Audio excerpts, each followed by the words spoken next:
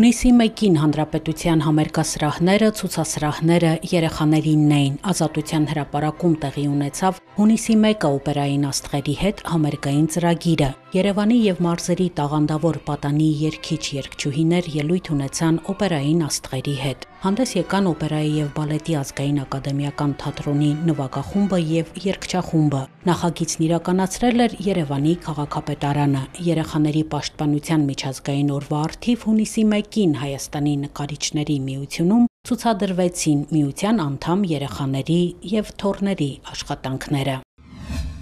Արամ Խաչատրյան համերգասրահում հունիսի 6-ին Արամ Խաչատրյանի ծննդյան օրը տեղի ունեցավ Խաչատրյանի անվան միջազգային մրցույթի բացման համերգը։ Հնչեցին Խաչատրյանի ստեղծագործությունները։ Հայաստանի պետական սիմֆոնիկ նվագախումբը Խաչատրյանի անվան միջազգային մրցույթի պաշտոնական նվագախումբն է։ Համերգը ղեկավարում էր նվագախմբի գեղարվեստական ղեկավար եւ գլխավոր դիրիժոր Սերգեյ Սմբատյանը։ Որպես մենակատար հանդես եկավ Նին Ֆենը։ 21-րդ մրցույթն անցկացվում է դիրիժորություն մասնագիտական կարգում։ Հայաստանում հյուրընկալվել են 18 երիտասարդ դիրիժորներ 12 երկրից։ Հունիսի 5-ին Արամ Խաչատրյան համերգասրահում Հայաստանի ազգային ֆիլհարմոնիկ նվագախմբի հետ հանդես եկավ մեր ժամանակների ինքնատիպ ջութակահարներից մեկը՝ Քրիստիան Տեցլաֆը։ Նա հանդես է գալիս աշխարհի առաջատար նվագախմբերի հետ, հնչեց Բեթհովենի ջութակի կոնցերտը։ Համերգը ղեկավարում էր դիրիժոր Գևորգ Ղարաբեկյանը։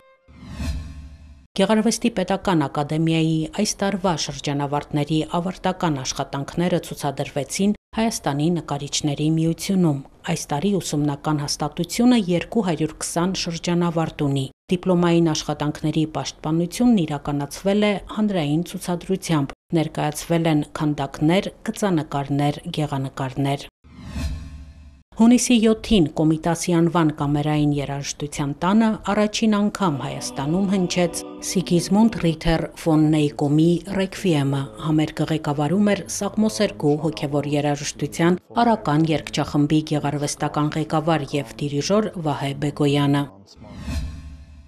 Հայաստանի պատմության թանգարանում բացվել է Հին աշխարհի զուգահեռներում Հայաստան-Նիդերլանդներ խորագրով ցուցադրությունը։ Այն ներկայացնում է 15 բնօրինակ ցուցանմուշների ընտրանի Ասսենի Դրենց թանգարանից Հայաստանի պատմության թանգարանի նմուշների հետ համադրված։ 2022 թվականին Նիդերլանդների Դրենց թանգարանում կազմակերպվել էր Արարատի հմայքի ներկո ցուցադրությունը, որը հանրային քվեարկության արդյունքում Նիդերլանդներում ճանաչվել է տարվա լավագույն ցուցադրությունը, ստանալով առաջին մրցանակ։ Դրենցի թանգարանի տնօրեն Հարի Թուփանը նշել է, որ Արարատի հմայքի ներքո ցուցադրության այցելուների թիվը եղել է 85,000, ինչը վկայում է հաջողված համագործակցության մասին։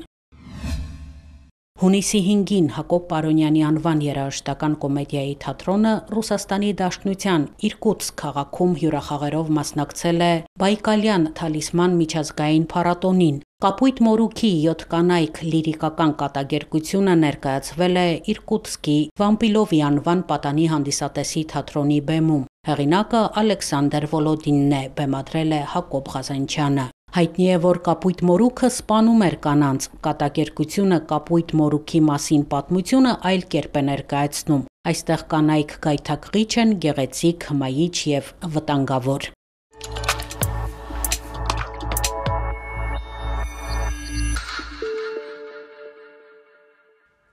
Հունիսի 14-ին ժամը 19:30-ին Կոմիտասի անվան կամերային երաժշտության տանը տեղի կունենա երգեհոնային երաժշտության համերգ։ Մենահամերգով հանդես կգա Հարություն Թաքֆորյանը։ Համերգին կմասնակցեն կանոնահարուհի Մարիանա Գևորգյանը, սոպրանո Վարդ Ենոքյանը, մեծո սոպրանո Ռիմա Ստեփանյանը։ Արամ Խաչատրյան համերգասրահում հունիսի 15-ին կներկայացվեն լեգենդար շանսոնյե Շարլ Ազնավուրի հայտնի ու սիրված երգերը Ղասսան Յամինի կատարմամբ։ Բեմում կներկայանա Հայաստանի հանրային ռադիոյի էստրադային սիմֆոնիկ նվագախումբը Երվանդ Երզնկյանի ղեկավարությամբ։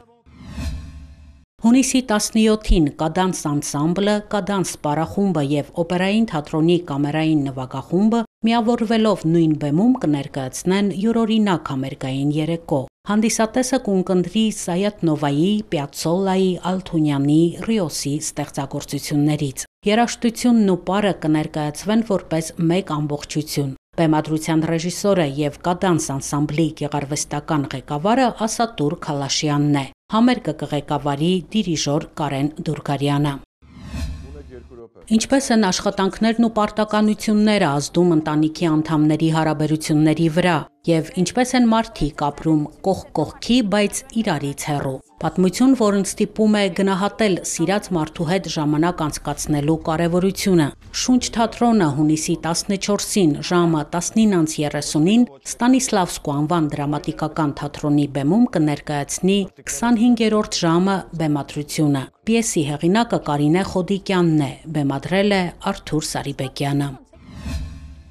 Այս տարի առաջին անգամ New Meg Summerfest-ն ու Երազի գիրք մանկական փառատոնը կանցկացվեն նույն օրերին՝ հունիսի 21-ին եւ 22-ին։ Երազայգում կներկայացվի 5 նոր մանկական գիրք։ Փառատոնը գրքերից բացի երեխաներին կառաջարկի նաև հետաքրքիր ու յուրօրինակ ժամանցային կրթական ծրագիր, իսկ ժամը 22-ից Երազայգում կտարածվեն ջազային ռիթմեր։